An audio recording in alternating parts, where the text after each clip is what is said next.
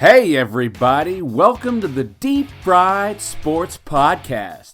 I'm your host, Jack Fry, and thanks for listening. There was some great games this weekend, and some not so great games.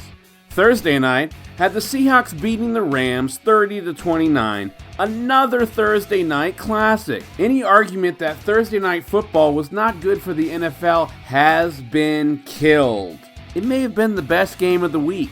Jets scored 6 points in Philadelphia against the Eagles. That was not close, and that was not fair.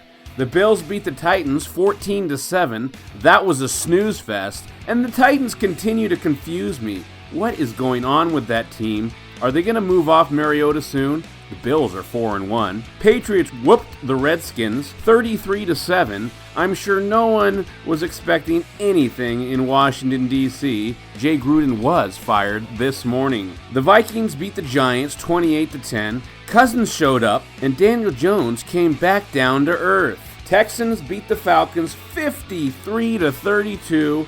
Deshaun Watson went 28 of 33 for 426 yards and 5 TDs, no interceptions. How are they only 3-2? Watson is an early candidate for MVP in my opinion. Saints beat the Bucs 31-24.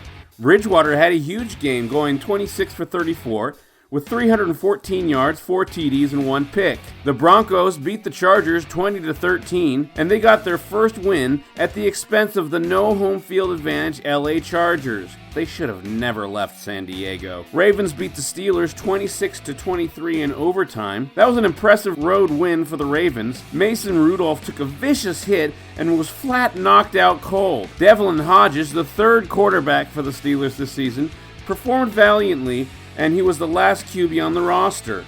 The next on the depth chart to play the position would be Jalen Samuels, the backup running back, and he actually did go 1 for 2 for 4 yards and a pick. Maybe Kaepernick makes an appearance in Pittsburgh?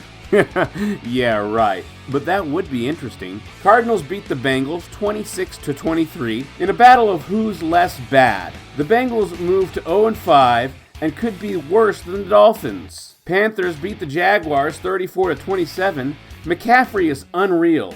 Is it racist for me to be impressed even more because he's a white running back from Stanford? I didn't know they made him like that. I suppose that's not PC. Gardner Minshew, aka Magic Minshew, aka Uncle Rico from Napoleon Dynamite, almost led the comeback, but now 3-0 Kyle Allen, Cam's replacement, won the day. Cam may have lost his job. Why go back to him when you keep winning? Packers beat the Cowboys 34-24. Cowboys just looked okay. Their defense never showed up, and Dak couldn't play catch-up against Rodgers' precision and the Pack D, which got 3 picks as a result of some bad decisions on the part of Prescott. But even so, the Packers looked like a way more complete, playoff-caliber, Super Bowl-ready team. In the night game, the Colts upset the Chiefs in Kansas City. Ball control was the name of the game. The Colts had 45 rushes for 180 yards and exposed the Chiefs' defense. They can't stop anybody on the ground, and they have something in common with the Cardinals and the Dolphins. Only 3 teams in the league this year to give up 300-yard rushers in the first 5 games. This was the first time ever a Mahomes-led Chiefs team has scored less than 26 points. Man, that Colts O-line looks good. Imagine if they still had Andrew Luck. But let me get to this. Are the Raiders a viable team?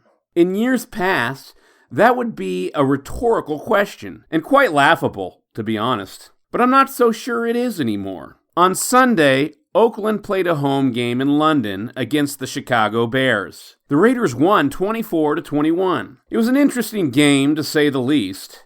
Chicago scored all 21 of their points in the third quarter, after being down 17-0 at the half.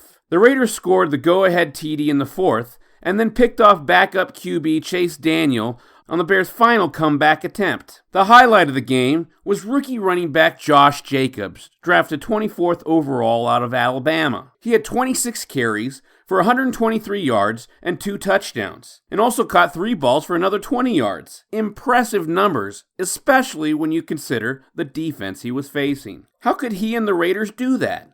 I thought Khalil Mack and the Chicago Bears were the scariest D in the league. Is it possible Coach John Gruden knows what he's doing? Could Derek Carr be the best QB Gruden has ever had? Is this team a good defense away from playoff bound?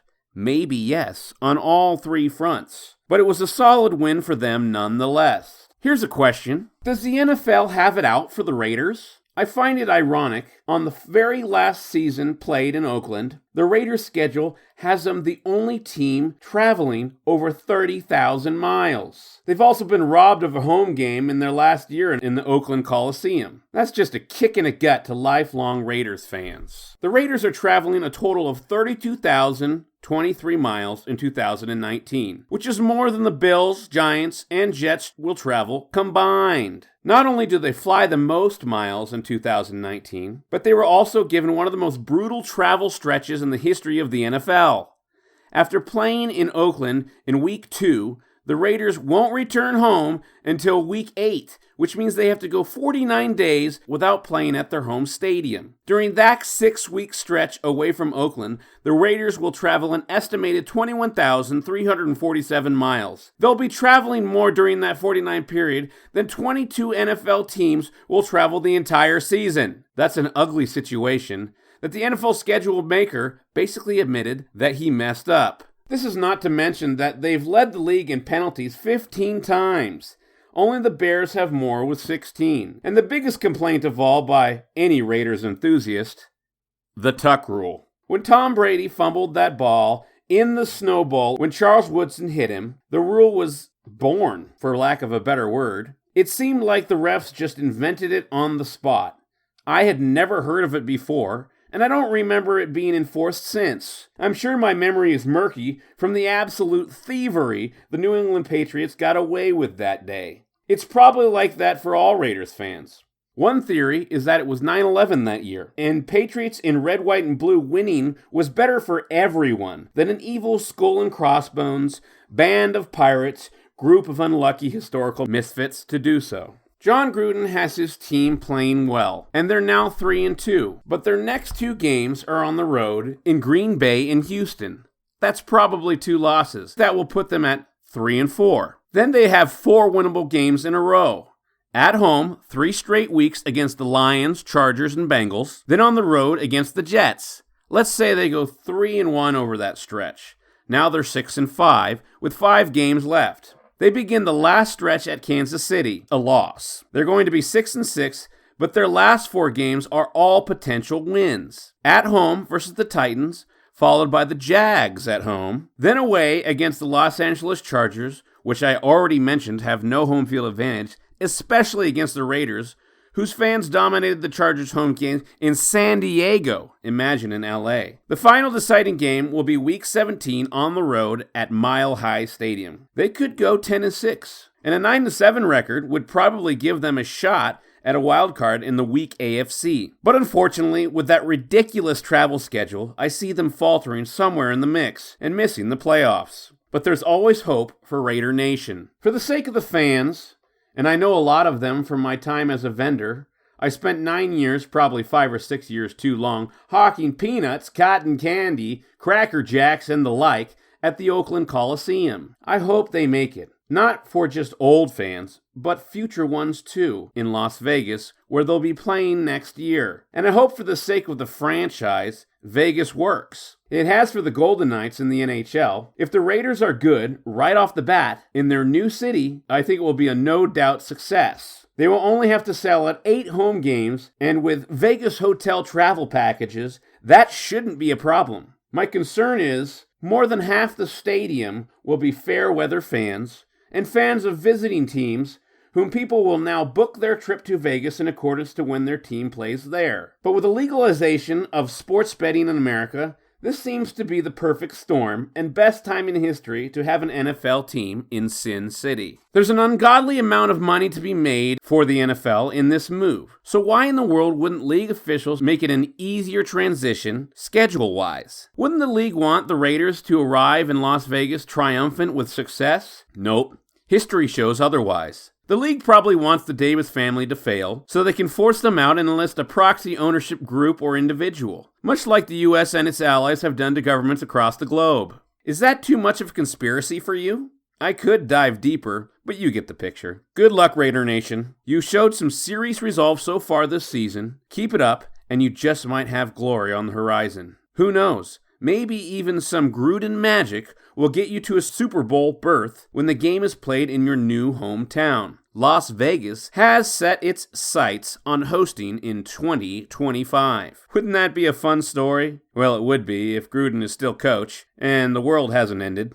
I think both are possible. I hope so. Well, the Raiders are 3-2. They look pretty good. Now that the Chiefs have lost a game and the Raiders are quite possibly able to beat them next week, we will see. Well, folks, before I let you go, in baseball, the Yankees are up 2-0 on the Twins. The Astros have a 2-0 lead on Tampa Bay. The Braves are up 2-1 on the Cardinals. And the Dodgers have a 2-1 lead on the Nats, also known as the Nationals, if you don't know. Major League playoffs have been all right. I have the Astros versus the Dodgers in the championship. NBA is upon us. It starts October 22nd. I can't believe the season is almost already here. What storylines will I be watching for? Well, of course, the Warriors without Durant, and now with D'Angelo Russell. It'll be interesting to see how they do. The Clippers with Kawhi Leonard and Paul George. The Lakers with LeBron and LeBrow, Anthony Davis. Brooklyn with Kyrie, and Boston without Kyrie, with Kemba instead. Westbrook on the Rockets. I just don't see how that's going to work, but it'll be fun to watch.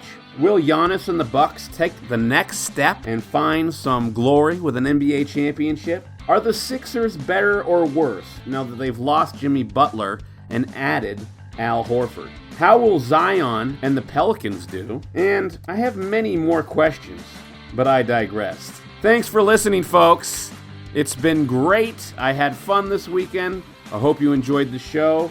If you did, please like and subscribe.